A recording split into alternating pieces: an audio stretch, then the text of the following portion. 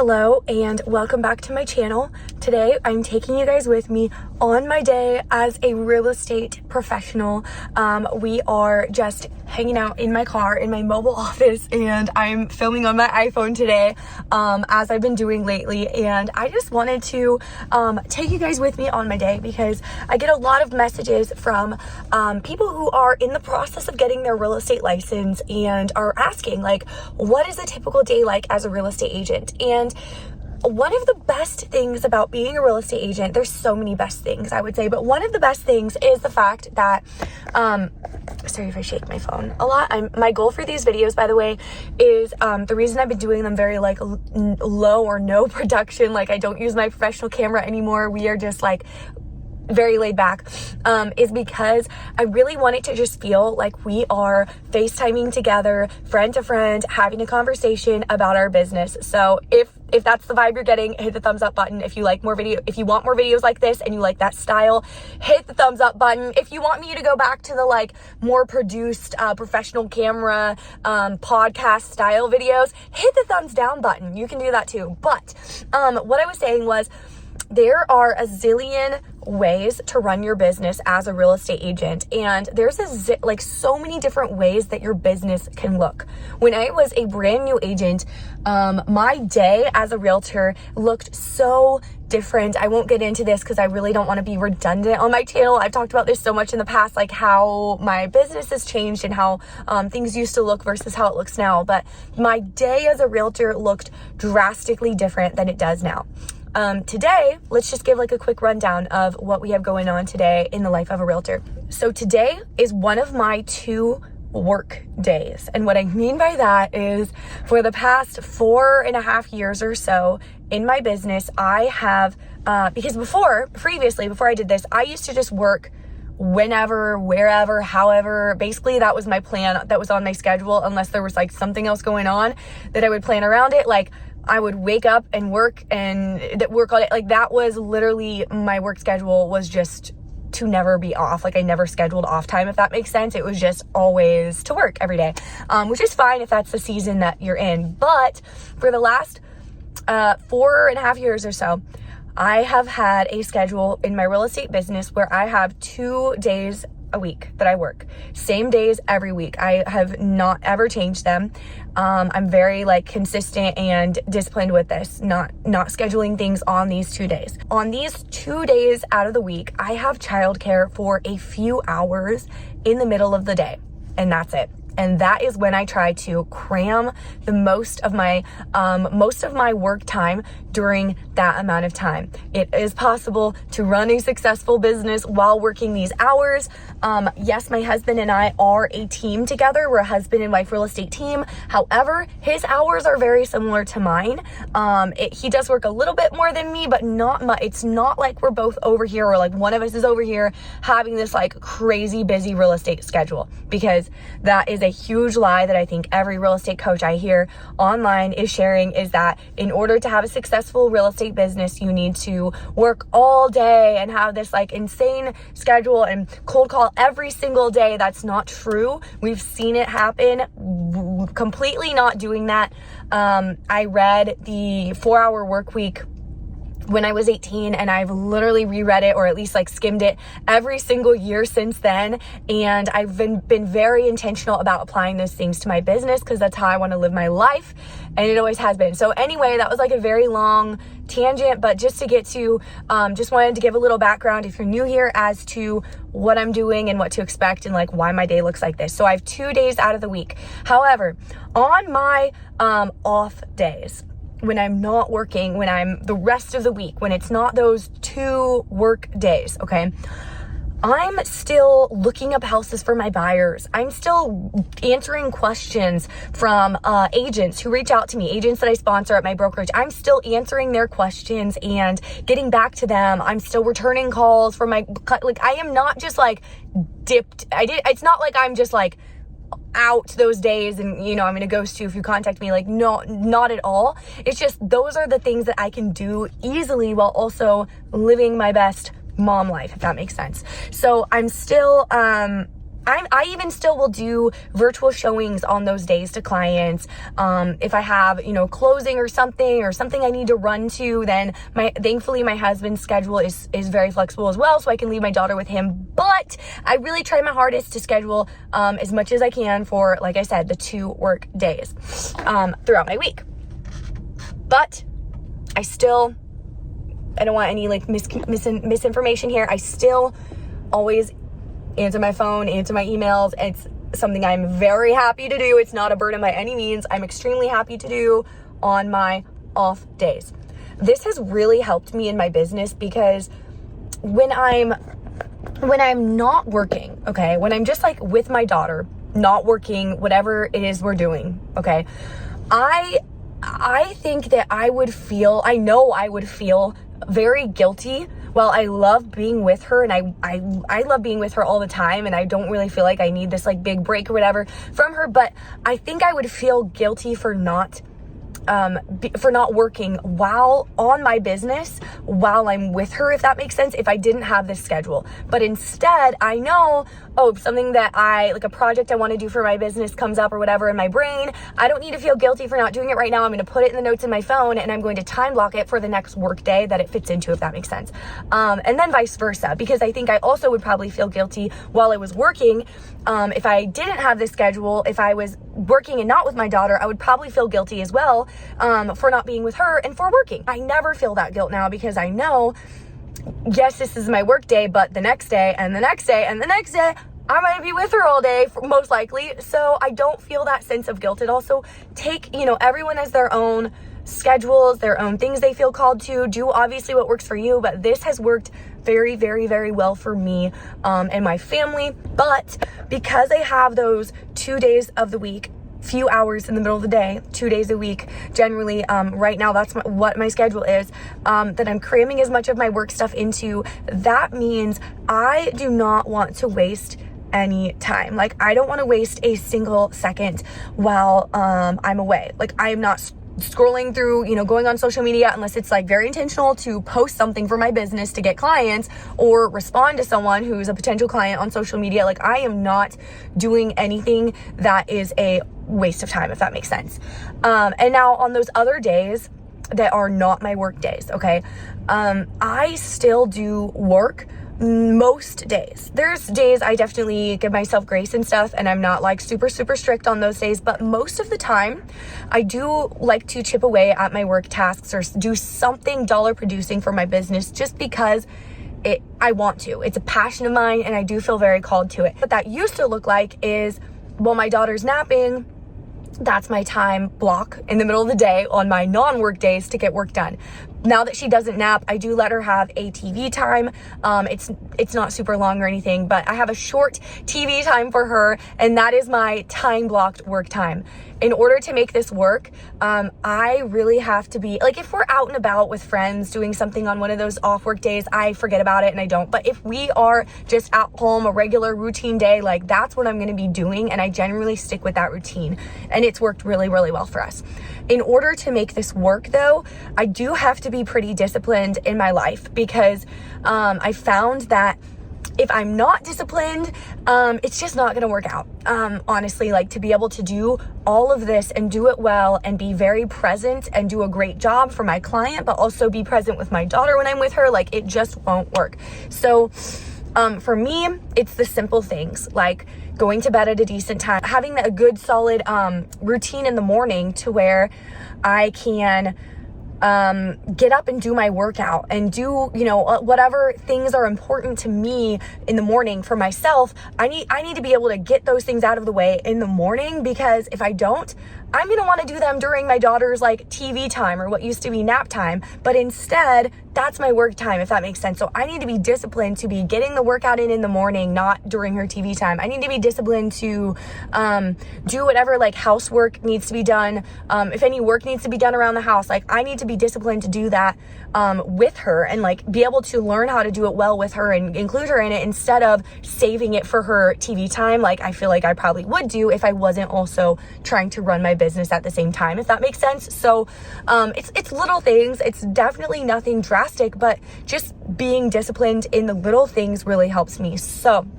that was a very, very long introduction. If you're new here, welcome. My name's Mariah, and I make videos on this channel every week talking all about real estate. So if you haven't already, subscribe and hit the bell. The very first thing on today's agenda is we have blocked time to do some video marketing. The reason I do this is because I put it on my schedule like it's an appointment, because it is an appointment with me and my phone camera, because it brings me the best clients I've ever had in my business. And without these clients, I literally don't even know what I would be doing, because they have changed my entire business, and I'm so grateful. So I've blocked time to just sit down in my car, create a couple quick videos. I already have the scripts written, so I don't have to do that. The two target audiences that I have are, I have one channel called Oregon Homes with Mariah Vetress Crawford, and on that channel, I target people who are considering moving to Oregon, where I live. And that brings me plenty of relocation buyers, people who are moving to our area and want to use me as their real estate agent, which I love. My second target audience, we're going to talk about for a quick minute. This is something that I feel like it's a little taboo to talk about in the real estate space, and I'm going to talk about why I don't think it should be, okay? And we should change the way we approach this, is real estate agents. And now let me explain what I mean by that. Okay, so before you tune out, hear me out, okay? One of the ways that we are able to make income at the brokerage that I'm with is through revenue share. This is a popular thing that a lot of real estate companies are doing nowadays, where they give the agents the opportunity to, if you sponsor an agent into your company, basically if they put your name down on their ICA, their independent contractor agreement, they say you're their sponsor when they join the company, then you have a vested interest in their success at the company. You are now able to mentor them if they want it. A lot of the agents we sponsor, we don't even hear from, and they make us passive income every month, and we literally don't hear from them. I'd love to hear from them, but they don't need the help. They don't want the help. It's fine. But if they want the help, a lot of them are new agents and they want the help, and we are very happy to and love getting to chat with, answer their questions, mentor them, basically just be there however you want your sponsor to, if that makes sense. So this is one area that you're able to make money besides just selling real estate.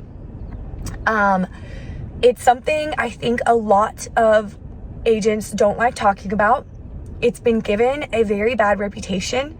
Unfortunately, like I said, there are a handful of real estate brokerages that do offer this business model.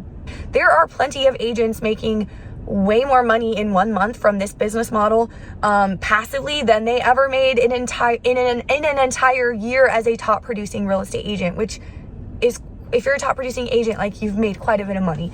So it's a legit thing. Like, I feel like people think of it and they're like, oh, you can't make very much with it. It is a legit thing. So just know that. But also, the thing is, guys, it has a bad reputation, and I understand why. Because there's certain brokerages that have allowed recruiting and like cold calling agents and bait and switching them. They'll put on events and say it's about training, real estate training, but then they turn and it's like, it's actually about trying to get you to our company. And that's not allowed at Real Broker. They want to keep the culture far from that. But I feel like because the culture at Real Broker is so different, people are almost scared. This is just my observation. I could be wrong, but I really think from my observation, people at Real Broker at least are almost scared to talk about it or admit that they want to do it or have goals with this or whatever. Okay, you think it's wrong to say, I have a goal of helping this many agents this year. Then is it wrong to say I have a goal of helping this many home buyers? Because you're helping someone and you're getting paid to do it. I don't understand what the problem is here. But anyway, it has a muddied reputation in a lot of ways, unfortunately. But I'm here to say, I don't think that it should. I truly don't think that it should. I think that this revenue share model truly benefits the person who is the sponsor, but also the person who is sponsored. Like, I don't see a downside. You don't make any less money, if that makes sense, by not having a sponsor. So you're not like saving money by not having a sponsor. You're going to make the same amount no matter what. But your sponsor will get a portion of your commission until you cap, at Real Brokerage at least. That's how it works. They'll get a portion of your commission when you have closing. But I don't think there's a downside, because why wouldn't you want to have an agent who is just another person? You still have your principal broker, but it's just another person that's in your corner, that's cheering for you, that you're able to contact anytime and say, hey, how does this work? Or I'm curious about this, or I'm thinking, like, I want some ideas regarding marketing or prospecting. Can you get on a Zoom call with me? Like, why wouldn't you want that person in your corner that you have access? I just don't understand why you wouldn't want that. So I think that it benefits both the sponsor and the sponsee, if that's a word. And it like literally my husband and I are, my family and I are going to be leaving the area for 4 months, and we will not be selling real estate. I will still be doing some marketing there, very light marketing, not a ton. I will be doing some marketing for our Oregon Homes channel, and whatever relocation clients come in, I plan to pass them on to a solid agent that I trust and get a referral fee from. So there's that. But I'm still going to be available by text, call, email, my whatever. So any of the agents that we do sponsor at this company, and any clients that we have, we'll still have listings that are out that we'll be listing before we leave, if that makes sense. So any clients or agents, like, I am here and ready and happy to answer your questions, text you back, call you back, email you back, set up a Zoom call with you still. Like, we're still doing that. I'm still going to be doing a mastermind with agents while I'm there, because I loved talking to agents, and it's something I enjoy doing and love talking about business and marketing, and I'm still going to be marketing. I'm still going to be making marketing content, but we're not going to be selling houses ourselves. And what other opportunity? Like, if we were at our previous brokerage, there's no way we would be able to do that and then still have passive income coming in from the agents who we have sponsored into the company, if that makes sense, and still get to do what we love and be in communication and relationship with other agents if they want it, that we sponsor. If they don't want it, that's fine. But all of this to say, I really, really believe that this is the business model of real estate in the future. I think that I've talked about this before. I made a video called, I don't remember what it was called, but it was basically talking about how brick and mortar brokerages are dying, and I firmly believe that they will not be around in like 10 years. I think they're going to be gone. And I can't believe I'm saying that, because I'm the person that always said I legit hate cloud-based brokerages, don't want anything to do with them, and I would never join one. Okay, I always said that, but I really don't think brick and mortar brokerages are where it's at in 2024. I just don't see a reason why a new agent would be able to hear the benefits of something like Real Broker, for example, and then be like, yeah, but I'm going to hang my license at this dinosaur brokerage. I just don't see how that's possible if you truly saw like both, you know what I mean? Because I've seen both. And I was very stubborn about this. But my whole point in saying all this is I truly believe that this is the business model of the future. The fact that agents are now able to, yes, sell houses. And that is the number one goal for Real Broker. They are a home selling company, first and foremost. Like, they are not here to try to tell their agents to recruit. Most of the agents at Real don't attract agents to the company at all, and have no one in their network, and don't have any plans to, and that's fine. There's no pressure to do that here. This is first and foremost a brokerage where they want to train their agents how to sell a lot of houses at a high level and do it really, really well, and run a great business and have a great reputation in your business and all of that. But I really think this is the business model of the future in real estate, because if you can have access to someone who's willing to, like I said, hop on a Zoom call. If you want a Zoom call, answer your questions, be there for you, hop on a call. Like, if you have that person who's been in real estate, who's willing to answer your questions and be there for you and cheer you on and all of that, like, if you have a person like that in your corner that you're able to take advantage of if you want to, if you don't, that's fine too. Plus a principal broker, because at a regular brokerage, you just have a principal broker. Why wouldn't you take advantage of that? I'm not sure.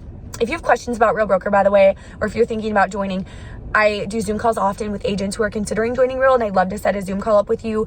Or in the description below, I'll put a playlist where I explain everything you need to know about Real Brokerage and get all your questions answered. This video isn't supposed to be about this. This video is not about Real Broker. This is a day in the life vlog, guys. But I just felt like I needed to say all of that because I do think that this business model can get a bad reputation in the real estate industry. I know it had a very bad reputation in my brain before I saw it up close and actually did it myself. Okay. I think it's going to be the business model of the future. I don't think it's going anywhere. I think it's only going to be more and more so out in the real estate world. The cool thing is, like, I would do this for free. Like, I would do this for free. I would have agents reach out to me. Like, if you're an agent and you're not with Real, I'm happy to help you still. I've done this for free for years. I've had this YouTube channel and I've talked to real estate agents and I've taken calls with real estate agents, and I've never been paid for it besides very small amount of Google AdSense money, but not much, but nothing like now. But I would do this for free. I would have a relationship and collaborate with agents for free. Just whatever I do, you know, as their sponsor, I would do it for free because I genuinely love it and it's something on my heart to do, and I have done it for free. So if this is something that you're also passionate about, that you're like, wow, that sounds like something I would really enjoy doing, or I want to grow a community of agents, or I want to I want to learn how to collaborate with agents, and I want to be able to help other agents as well and get paid to do it, and you have questions about this, I would love to help you. I feel like there's not a lot of people at Real especially talking about this, and I'm here to help. I'm here to be a resource for you. I'm here to mentor you. Just shoot me an email is all you got to do. I was going to tell you, I have 2 target audiences, okay? I find my clients through search engine optimization. I don't find them through search engine optimization. They find me because I use search engine optimization in my business, guys. So my first target audience, I told you, it's buyers. The second, it's realtors, because I genuinely love talking to and getting to collaborate with and be in relationship with. It's not like I'm over here from the standpoint of like, oh, I'm so much further along in your business and I'm better than you or I'm above you. Like, I love just having relationship with and having friends that are in the real estate industry all over the country. And because of Real Broker, I get to do that. And it's a joy to me. So because of that, that's my second target audience is agents. I just want to be open and honest and real with you guys. That's literally who I target on this channel. And if you're watching this, it's probably because you're an agent, or you're thinking about being an agent, or you're in a related field that somehow can benefit from hearing these videos, because there are a lot of related industries. Okay, so I'm making those videos.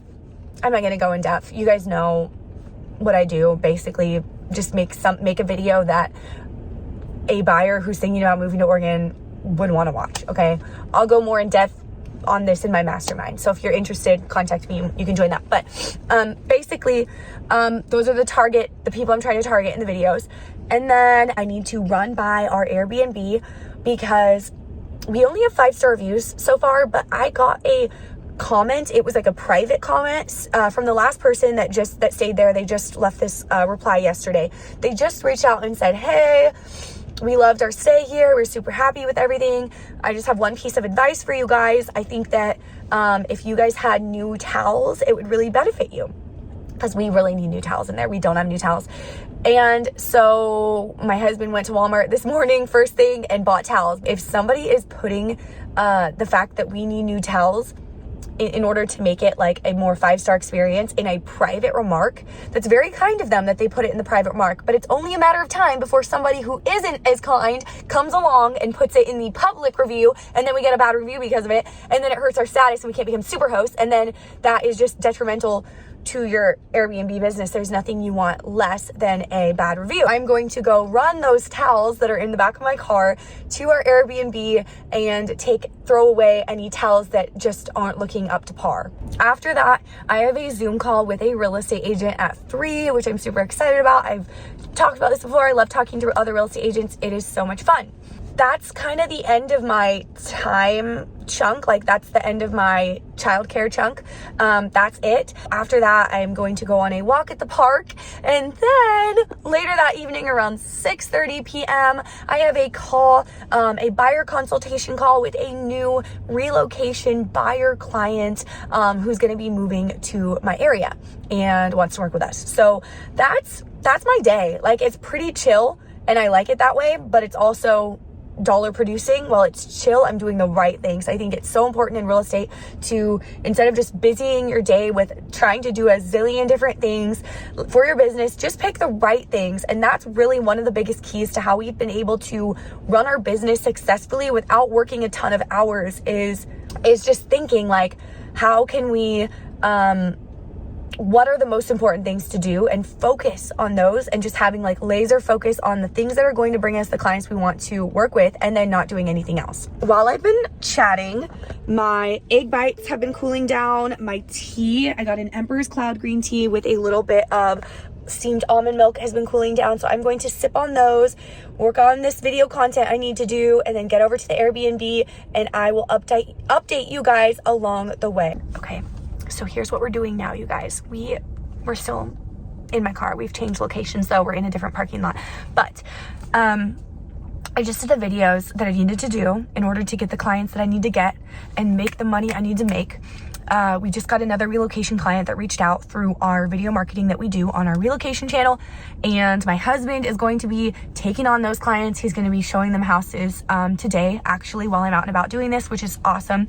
I pass a lot of these relocation buyers onto him, especially lately. And I don't know, I just really love working with like 1 or 2 clients at a time while focusing on our marketing, helping other agents, and then passing the rest of the relocation clients that come in onto him.